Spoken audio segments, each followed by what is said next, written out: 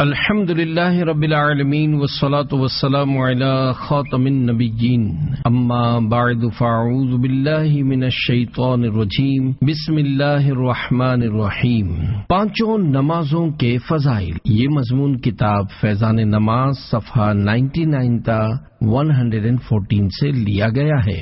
دعائے عطار یا رب المصطفیٰ، جو کوئی 17 صفحات کا رسالہ پانچوں نمازوں کے فضائل پڑھ یا سن لے، اسے مسجد کی پہلی صف میں پانچوں نمازیں با جماعت ادا کرنے کی توفیق عطا فرما اور اس کی بے حساب مغفرت فرما، آمین بجاہ خاتم النبیین صلی اللہ علیہ وآلہ وسلم۔ درود شریف کی فضیلت، فرمان مصطفیٰ صلی اللہ علیہ وآلہ وسلم، بروز قیامت لوگوں میں سے میرے قریب تر وہ ہوگا جس نے دنیا میں مجھ پر زیادہ درود پاک پڑھے ہوں گے۔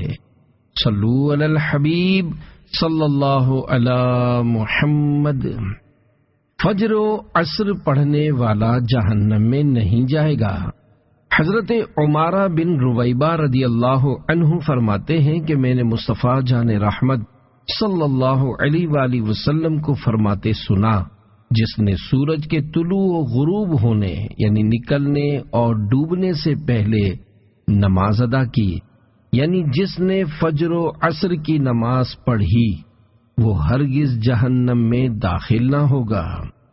فجر و عصر کی فضیلت کی حکمت، حضرت مفتی احمد یار خان رحمت اللہ علیہ اس حدیث پاک کے تحت لکھتے ہیں، اس کے دو مطلب ہو سکتے ہیں۔ ایک یہ کہ فجر و عصر کی پابندی کرنے والا دوزخ میں ہمیشہ رہنے کے لیے نہ جائے گا، اگر گیا تو عارضی یعنی وقتی طور پر۔ لہذا یہ حدیث اس حدیث کے خلاف نہیں کہ بعض لوگ قیامت میں نمازیں لے کر آئیں گے مگر ان کی نمازیں اہل حقوق یعنی جن کے حقوق پامال کیے ہوں گے ان کو دلوا دی جائیں گی۔ دوسرے یہ کہ فجر و عصر کی پابندی کرنے والوں کو انشاءاللہ باقی نمازوں کی بھی توفیق ملے گی اور سارے گناہوں سے بچنے کی بھی، کیونکہ یہی نمازیں نفس پر زیادہ بھاری ہیں۔ جب ان پر پابندی کر لی تو انشاءاللہ بقیہ نمازوں پر بھی پابندی کرے گا۔ لہذا اس حدیث پر یہ اعتراض نہیں کہ نجات کے لیے صرف یہ دو نمازیں ہی کافی ہیں، باقی کی ضرورت نہیں ہے۔ خیال رہے کہ ان دو نمازوں میں دن رات کے فرشتے جمع ہوتے ہیں، نیز یہ دن کے کناروں کی نمازیں ہیں، نیز یہ دونوں نفس پر گراں یعنی بھاری ہیں کہ صبح سونے کا وقت ہے اور عصر کاروبار کے فروغ یعنی زور و شور کا، لہذا ان نمازوں کا درجہ زیادہ ہے۔ آمینہ کے چاند نے آسمان کا چاند دیکھ کر فرمایا، حضرت جریر بن عبداللہ رضی اللہ عنہ بیان کرتے ہیں کہ ہم حضور پاک صلی اللہ علیہ وآلہ وسلم کی بارگاہ میں حاضر تھے۔ آپ صلی اللہ علیہ وآلہ وسلم نے 14ویں رات کے چاند کی طرف دیکھ کر ارشاد فرمایا، ان قریب یعنی قیامت کے دن تم اپنے رب کو اس طرح دیکھو گے جس طرح اس چاند کو دیکھ رہے ہو، تو اگر تم لوگوں سے ہو سکے تو نماز فجر و عصر کبھی نہ چھوڑو۔ پھر حضرت جریر بن عبداللہ رضی اللہ عنہ نے یہ آیت مبارکہ پڑھی، وَسَبِّحْ بِحَمْدِ رَبِّكَ قَبْلَ طُلُوعِ الشَّمْسِ وَقَبْلَ غُرُوبِهَا، پارہ 16 سورہ طٰہٰ آیت 130۔ ترجمہ کنز الایمان، اور اپنے رب کو سراہتے ہوئے اس کی پاکی بولو سورج چمکنے سے پہلے اور اس کے ڈوبنے سے پہلے۔ عشق رسول میں ڈوبی ہوئی شرح، مفسر قرآن حضرت مفتی احمد یار خان رحمت اللہ علیہ حدیث پاک کے اس حصے آپ صلی اللہ علیہ وآلہ وسلم نے 14ویں رات کے چاند کی طرف دیکھا کے تحت فرماتے ہیں، یعنی خدائے رحمان کے چاند نے آسمان کے چاند کو دیکھا۔ ڈوبنے والے گہنے یعنی کم رونق والے چاند کو اس چاند نے دیکھا جو نہ غروب ہو نہ گہنے یعنی جو نہ ڈوبے اور نہ جس کی روشنی میں کمی آئے۔ ظاہر کے چمکانے والے چاند کو اس چاند نے دیکھا جو دل و جان روح و ایمان کو چمکاتا ہے۔ رات میں چمکنے والے چاند کو اس چاند نے دیکھا جو ابد الآباد تک یعنی ہمیشہ ہر وقت دن رات چمکتا ہے اور چمکے گا۔ میں کیا کہوں، مجھے الفاظ بھی نہیں ملتے۔ اللہم صل وسلم وبارک علی بدر النبوۃ والشمس الرسالہ والشمس الرسالۃ صلی اللہ علیہ وآلہ وسلم۔ ترجمہ: اے اللہ، درود و سلام بھیج اور برکت نازل فرما نبوت کے چاند اور رسالت کے سورج پر۔ یوں کہہ لو کہ اس چاند کو جو سورج سے چمکتا ہے، اس چاند نے دیکھا جو سورج کو چمکاتا ہے، جو دلوں پر دن نکال دیتا ہے۔ آسمان کا چاند بھی خوش نصیب ہے جسے محبوب صلی اللہ علیہ وآلہ وسلم نے دیکھا۔ یہ چاند جسے آج بھی ہم دیکھتے ہیں وہی ہے جس پر حضور صلی اللہ علیہ وآلہ وسلم کی نگاہیں پڑی ہیں۔ یہ حدیث عامۃ المسلمین یعنی عام مسلمانوں کے لیے دلیل ہے کہ مومن رب پاک کو محشر میں بھی آنکھوں سے دیکھیں گے اور جنت میں بھی دیکھا کریں گے۔ خیال رہے کہ جنت کی ساری نعمتیں نیک اعمال کا عوض یعنی بدلہ ہوں گی، خواہ اپنے اعمال کا، خواہ اس کے اعمال کا جس کے طفیل جنت میں گیا، مگر دیدار الہی کسی عمل کا عوض یعنی بدلہ نہ ہوگا۔ خالص عطائے ذوالجلال یعنی اللہ پاک کی خاص عنایت ہوگی۔ ان دو نمازوں پر پابندی اس دیدار کی لیاقت و قابلیت پیدا کرے گی، یعنی فجر و عصر کی پابندی۔ دنیا میں نماز ایسے پڑھو یعنی جیسے تم خدا کو دیکھ رہے ہو، کیونکہ یہاں حجاب یعنی پردہ ہے، وہاں حجاب یعنی پردہ اٹھ جائے گا، گویا ختم ہو جائے گا۔ اسے دیکھ کر اس سے کلام کرو گے۔ حدیث پاک میں موجود آیت کریمہ کے تحت فرماتے ہیں، اس فرمان عالی سے معلوم ہوا کہ اس آیت میں تسبیح و تحمید یعنی اللہ پاک کی پاکی اور تعریف بیان کرنے سے مراد نماز ہے، کیونکہ فجر و عصر کی نماز میں رات اور دن کے محافظ فرشتے جمع ہوتے ہیں۔ نیز فجر کی نماز سونے کی غفلت کا وقت ہے اور نماز عصر کاروبار، سیر و تفریح کی غفلت کا وقت۔ ان وجوہ یعنی ریزن سے ان نمازوں کی تاکید زیادہ ہے۔ رب پاک فرماتا ہے، ان قرآن الفجر کان مشہودا، پارہ 15 سورہ بنی اسرائیل آیت 78۔ ترجمہ کنز الایمان، بے شک صبح کے قرآن یعنی نماز میں فرشتے حاضر ہوتے ہیں۔ نماز عصر کے متعلق فرماتا ہے، حافظوا علی الصلوات والصلاۃ الوسطی، پارہ 2 سورہ بقرہ آیت 238۔ ترجمہ کنز الایمان، نگہبانی کرو سب نمازوں اور بیچ کی نماز کی۔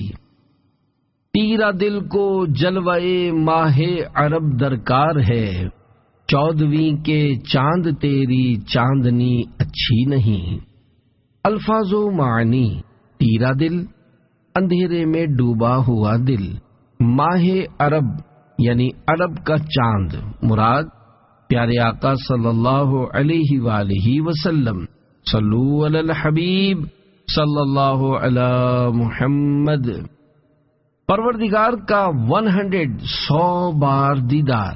حضرت علامہ مولانا مفتی محمد امجد علی اعظمی رحمت اللہ علیہ ارشاد فرماتے ہیں، دنیا کی زندگی میں جاگتے میں اللہ پاک کا دیدار نبی صلی اللہ علیہ وآلہ وسلم کے لیے خاص ہے، اور آخرت میں ہر سنی مسلمان کے لیے ممکن بلکہ واقع رہا قلبی یعنی دل میں دیدار یا خواب میں، یہ دیگر انبیاء علیہ السلام بلکہ اولیاء کے لیے بھی حاصل ہے۔ ہمارے امام اعظم ابو حنیفہ رضی اللہ عنہ کو خواب میں 100 بار زیارت ہوئی۔ مزید فرماتے، اس یعنی اللہ پاک کا دیدار بلا کیف ہے، یعنی دیکھیں گے مگر یہ نہیں کہہ سکتے کہ کیسے دیکھیں گے۔ جس چیز کو دیکھتے ہیں اس سے کچھ فاصلہ مسافت یعنی ڈسٹینس کا ہوتا ہے، نزدیک یا دور، وہ دیکھنے والے سے کسی جہت یعنی سمت یعنی ڈائریکشن میں ہوتی ہے، اوپر یا نیچے، داہنے یعنی رائٹ یا بائیں یعنی لیفٹ، آگے یا پیچھے۔ اس یعنی رب کریم کا دیکھنا ان سب باتوں سے پاک ہوگا۔ پھر رہا یہ کہ کیوں کر ہوگا، یہی تو کہا جاتا ہے کہ کیوں کر کو یہاں دخل نہیں، انشاءاللہ جب دیکھیں گے اس وقت بتا دیں گے۔ اس طرح کی سب باتوں کا خلاصہ یہ ہے کہ جہاں تک عقل پہنچتی ہے وہ خدا نہیں، اور جو خدا ہے اس تک عقل رسا یعنی پہنچتی نہیں، اور وقت دیدار نگاہ اس کا احاطہ یعنی گھیرا کرے، یہ محال یعنی ناممکن، امپاسبل ہے۔ باری شریف جلد اول صفحہ 160 پر ہے۔ جنتی جب جنت میں جائیں گے ہر ایک اپنے اعمال کی مقدار سے مرتبہ پائے گا، اور اس کے فضل کی حد نہیں۔ پھر انہیں دنیا کی ایک ہفتے کی مقدار کے بعد اجازت دی جائے گی کہ اپنے پروردگار کی زیارت کریں، اور عرش الہی ظاہر ہوگا، اور رب پاک جنت کے باغوں میں سے ایک باغ میں تجلی فرمائے گا، اور ان جنتیوں کے لیے ممبر بچھائے جائیں گے، نور کے ممبر، موتی کے ممبر، یاقوت کے ممبر، زبرجد کے ممبر، سونے کے ممبر، چاندی کے ممبر، اور ان جنتیوں میں کا ادنا یعنی چھوٹے درجے کا مشک و کافور کے ٹیلے پر بیٹھے گا، اور ان میں ادنا کوئی نہیں۔ اپنے گمان یعنی خیال میں کرسی والوں کو کچھ اپنے سے بڑھ کر نہ سمجھیں گے، اور خدا کا دیدار ایسا صاف ہوگا جیسے آفتاب یعنی سورج اور 14ویں رات کے چاند کو ہر ایک اپنی اپنی جگہ سے دیکھتا ہے، کہ ایک کا دیکھنا دوسرے کے لیے معنی یعنی رکاوٹ نہیں، اور اللہ کریم ہر ایک پر تجلی فرمائے گا۔ ان میں سے کسی کو فرمائے گا، اے فلاں بن فلاں، تجھے یاد ہے جس دن تو نے ایسا ایسا کیا تھا؟ دنیا کے بعد معاصی یعنی نافرمانیاں یاد دلائے گا۔ بندہ عرض کرے گا، تو اے رب کیا تو نے مجھے بخش نہ دیا؟ فرمائے گا، ہاں، میری مغفرت کی وسعت یعنی کشادگی پھیلاؤ ہی کی وجہ سے تو اس مرتبے کو پہنچا۔ جے میں ویکھا عملہ ولے، کچھ نہیں میرے پلے، جے میں ویکھا رحمت رب دی، بلے بلے بلے، یعنی جب میں اپنے اعمال کی طرف دیکھتا ہوں تو کچھ نہیں پاتا، اور جب اپنے رب کی رحمت کی طرف دیکھتا ہوں تو خوشی سے جھوم اٹھتا ہوں۔ نماز عصر کا ڈبل اجر۔ حضرت ابو بصرہ غفاری رضی اللہ عنہ سے روایت ہے کہ نور والے آقا صلی اللہ علیہ وآلہ وسلم نے فرمایا، یہ نماز یعنی نماز عصر تم سے پچھلے لوگوں پر پیش کی گئی تو انہوں نے اسے ضائع کر دیا، لہذا جو اسے پابندی سے ادا کرے گا اسے دگنا یعنی ڈبل اجر ملے گا۔ حضرت مفتی احمد یار خان رحمت اللہ علیہ اس حدیث پاک کے تحت لکھتے ہیں، یعنی پچھلی امتوں پر بھی نماز عصر فرض تھی مگر وہ اسے چھوڑ بیٹھے اور عذاب کے مستحق ہوئے، تم ان سے عبرت پکڑنا۔ دگنے اجر کی وجوہات کے مدنی پھول۔ پہلا اجر پچھلی امتوں کے لوگوں کی مخالفت کرتے ہوئے عصر کی نماز پر پابندی کی وجہ سے ملے گا، اور دوسرا اجر عصر کی نماز پڑھنے پر ملے گا جس طرح دیگر نمازوں کا ملتا ہے۔ پہلا اجر عبادت پر پابندی کی وجہ سے ملے گا، اور دوسرا اجر قناعت کرتے ہوئے خرید و فروخت چھوڑنے پر ملے گا، کیونکہ عصر کے وقت لوگ بازاروں میں کام کاج میں مصروف ہوتے ہیں۔ پہلا اجر عصر کی فضیلت کی وجہ سے ملے گا کیونکہ یہ صلاۃ وسطیٰ ہے یعنی درمیانی نماز ہے، اور دوسرا اجر اس کی پابندی سے کے سبب ملے گا۔ عمل ضبط ہو گیا۔ تابعی بزرگ حضرت ابو الملیح رحمت اللہ علیہ بیان کرتے ہیں، ایک ایسے روز کے بادل چھائے ہوئے تھے، ہم صحابی رسول حضرت بریدہ رضی اللہ عنہ کے ساتھ جہاد میں تھے۔ آپ نے فرمایا، نماز عصر میں جلدی کرو، کیونکہ سرکار دو عالم صلی اللہ علیہ وآلہ وسلم نے ارشاد فرمایا ہے کہ جس نے نماز عصر چھوڑ دی اس کا عمل ضبط ہو گیا۔ نماز عصر چھوڑنے کے عادی پر اندیشہ کفر حضرت مفتی احمد یار خان رحمت اللہ علیہ اس حدیث پاک کے تحت لکھتے ہیں، غالباً عمل سے مراد وہ دنیاوی کام ہے جس کی وجہ سے اس نے نماز عصر چھوڑی، اور ضبطی سے مراد اس کام کی برکت کا ختم ہونا ہے، یا یہ مطلب کہ جو عصر چھوڑنے کا عادی ہو جائے اس کے لیے اندیشہ یعنی خطرہ ہے کہ وہ کافر ہو کر مرے، جس سے اعمال ضبط یعنی برباد ہو جائے۔ البتہ اس کا مطلب یہ نہیں کہ عصر چھوڑنا کفر و ارتداد ہے۔ خیال رہے کہ نماز عصر کو قرآن کریم نے بیچ کی نماز فرما کر اس کی بہت تاکید فرمائی، نیز اس وقت رات و دن کے فرشتوں کا اجتماع یعنی جمع ہونا ہوتا ہے، اور یہ وقت لوگوں کی سیر و تفریح، تجارتوں کے فروغ یعنی بڑھنے اور مصروفیت کا وقت ہے۔ اس لیے اکثر لوگ عصر میں سستی کر جاتے ہیں۔ ان وجوہ یعنی ریزن سے قرآن شریف نے بھی عصر کی بہت تاکید فرمائی اور حدیث شریف نے بھی۔ 40 منٹ پہلے تیاری۔ حکایت، عارف باللہ ابو العباس حریسی رحمت اللہ علیہ نماز عصر کی تیاری اس وقت سے شروع کر دیتے جب ظہر کا وقت ختم ہونے میں 40 منٹ باقی ہوتے۔ آپ کی تیاری کا طریقہ یہ ہوتا کہ نگاہیں جھکائے مراقبے میں مشغول ہو جاتے اور وسوسوں سے استغفار کرتے رہتے، اور ایسا اس لیے کرتے تاکہ آپ پر عصر کا وقت اس حالت میں آئے کہ بارگاہ الہی میں حاضری سے آپ کے سامنے کوئی رکاوٹ نہ ہو۔ ایک بیان نے کئی نمازی بنا دیے۔ پیارے پیارے اسلامی بھائیوں، نمازوں کی اہمیت اپنے دلوں میں اجاگر کرنے، ہر نماز اہتمام کے ساتھ اپنے وقت کے اندر باجماعت پڑھنے اور دوسروں کو نماز کے لیے تیار کرنے کی سوچ بنانے کے لیے دعوت اسلامی کے دینی ماحول سے منسلک رہیے۔ آئیے نمازی بننے بنانے کے متعلق ایک مدنی بہار سنتے ہیں۔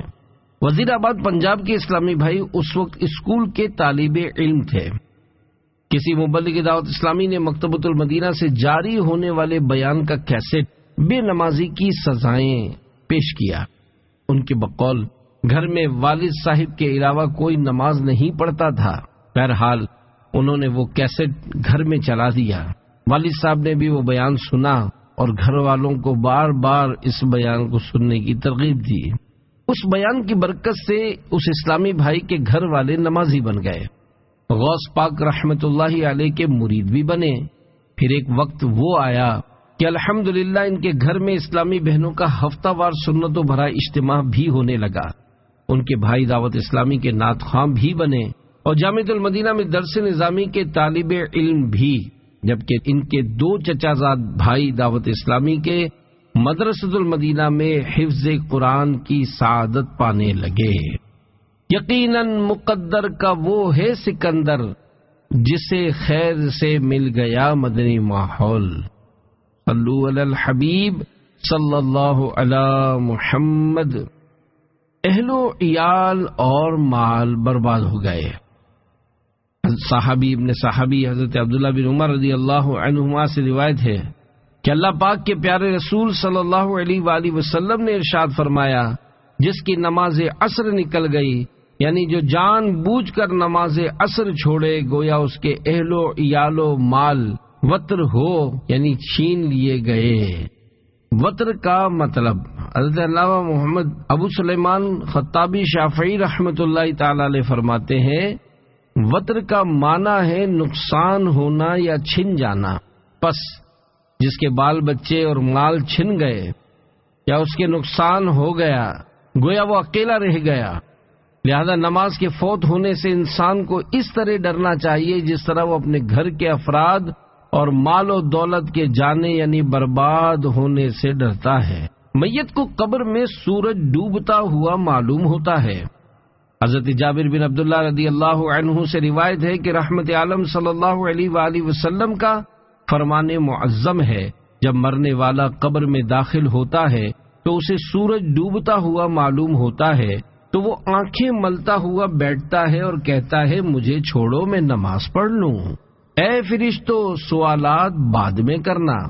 حکیم الامت حضرت مفتی احمد یار خان رحمت اللہ علیہ حدیث پاک کے اس حصے سورج ڈوبتا ہوا معلوم ہوتا ہے کہ تحت فرماتے ہیں یہ احساس منکر نکیر کے جگانے پر ہوتا ہے، خواہ دفن کسی وقت ہو، چونکہ نماز عصر کی زیادہ تاکید ہے اور آفتاب یعنی سورج کا ڈوبنا اس کا وقت جاتے رہنے کی دلیل ہے، اس لیے یہ وقت دکھایا جاتا ہے۔ حدیث کے اس حصے مجھے چھوڑو میں نماز پڑھ لوں کے تحت لکھتے ہیں، یعنی اے فرشتوں سوالات بعد میں کرنا، عصر کا وقت جا رہا ہے، مجھے نماز پڑھ لینے دو۔ یہ وہی کہے گا جو دنیا میں نماز عصر کا پابند تھا، اللہ نصیب کرے۔ اس لیے رب فرماتا ہے حافظوا علی الصلوات والصلاۃ الوسطی، پارہ 2 سورہ بقرہ آیت 238، ترجمہ کنز ایمان۔ نگہبانی یعنی حفاظت کرو سب نمازوں اور بیچ کی نماز کی، یعنی تمام نمازوں کی، خصوصاً عصر کی بہت نگہبانی یعنی حفاظت کرو۔ صوفیہ فرماتے ہیں جیسے جیو گے ویسے ہی مرو گے اور جیسے مرو گے ویسے ہی اٹھو گے۔ خیال رہے کہ مومن کو اس وقت ایسا معلوم ہوگا جیسے میں سو کر اٹھا ہوں، نزا وغیرہ سب بھول جائے گا۔ ممکن ہے کہ اس عرض یعنی مجھے چھوڑ دو میں نماز پڑھ لوں پر سوال جواب ہی نہ ہو، اور ہوں تو نہایت آسان، کیونکہ اس کی یہ گفتگو تمام سوالوں کا جواب ہو چکی۔ کیا پوچھتے ہو مجھ سے نکیرین لحد میں، لو دیکھ لو دل چیر کے ارمان محمد صلی اللہ علیہ وآلہ وسلم۔ تقسیم رزق کے اوقات۔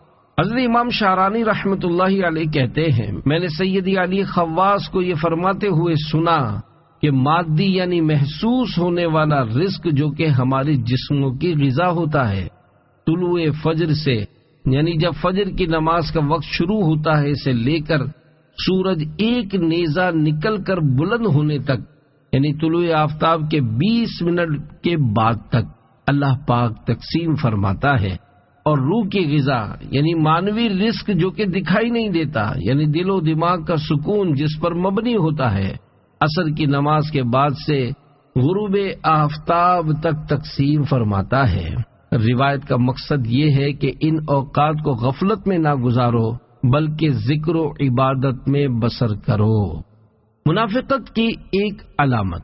خادم نبی حضرت انس بن مالک رضی اللہ عنہ بیان کرتے ہیں کہ میں نے سرور کائنات صلی اللہ علیہ وآلہ وسلم کو فرماتے سنا کہ یہ منافق کی نماز ہے کہ بیٹھا ہوا سورج کا انتظار کرتا رہے حتیٰ کہ جب سورج شیطان کے 2 سینگوں کے بیچ آ جائے یعنی غروب ہونے کے قریب ہو جائے تو کھڑا ہو کر 4 چونچے مارے کہ ان میں اللہ کا تھوڑا ہی ذکر ہے۔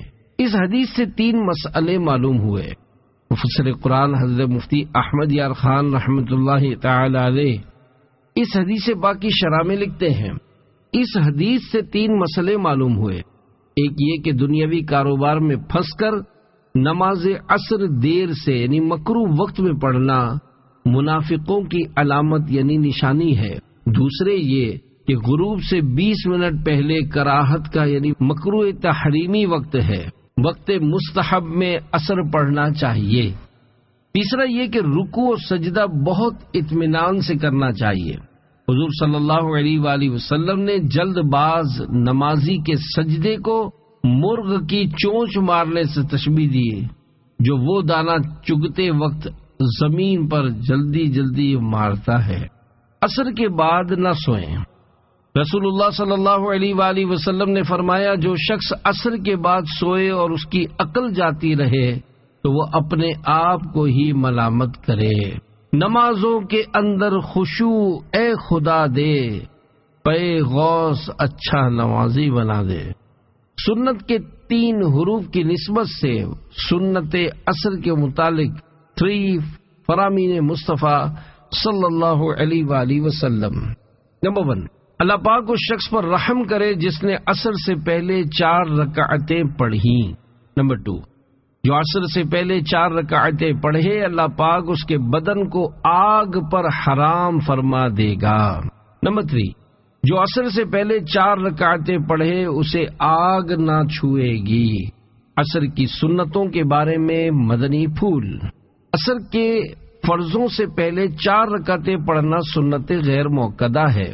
اس میں اور عشاء کے فرضوں سے پہلے کی 4 سنتوں میں پہلی اور تیسری رکعت کے شروع میں ثنا، اعوذ اور بسم اللہ پڑھیے۔ دوسری اور چوتھی رکعت کے بعد قعدہ فرض ہے۔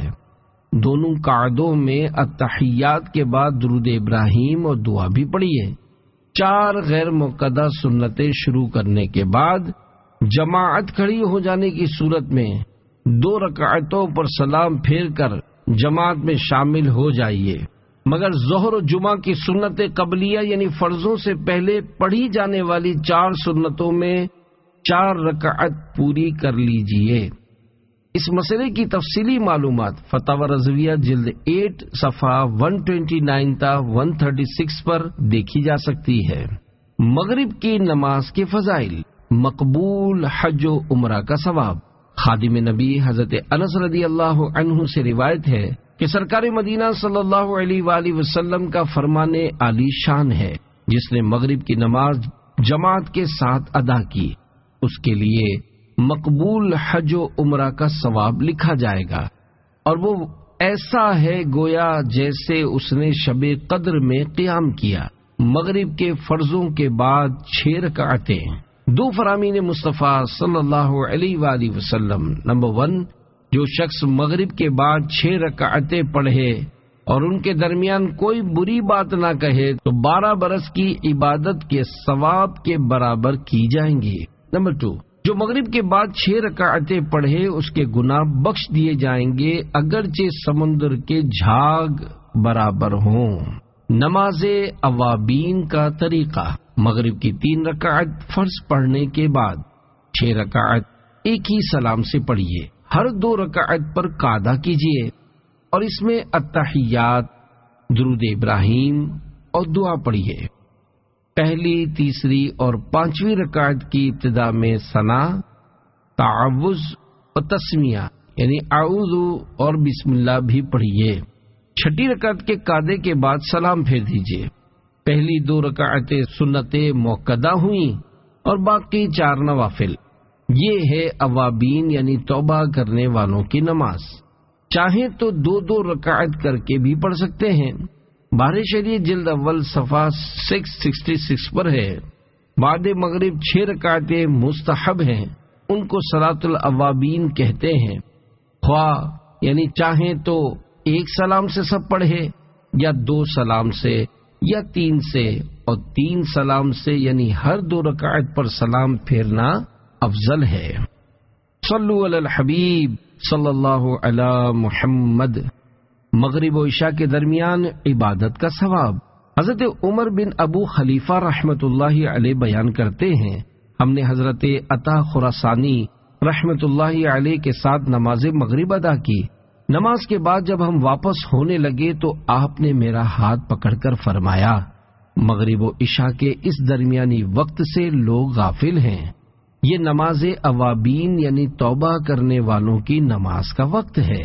جس نے اس دوران نماز کی حالت میں قرآن کریم کی تلاوت کی گویا وہ جنت کی کیاری میں ہے۔ عشاء کی نماز کے فضائل۔ منافقوں پر نماز فجر و عشاء بھاری ہے۔ حضرت ابو ہریرہ رضی اللہ عنہ سے روایت ہے، تاجدار مدینہ صلی اللہ علیہ وآلہ وسلم کا فرمان عبرت نشان ہے، سب نمازوں میں زیادہ گراں یعنی بوجھ والی منافقوں پر نماز عشاء و فجر ہے، اور جو ان میں فضیلت ہے اگر جانتے تو ضرور حاضر ہوتے، اگرچہ سرین یعنی بیٹھنے میں بدن کا جو حصہ زمین پر لگتا ہے اس کے بل گھسٹتے ہوئے یعنی جیسے بھی ممکن ہوتا آتے۔ شرح حدیث۔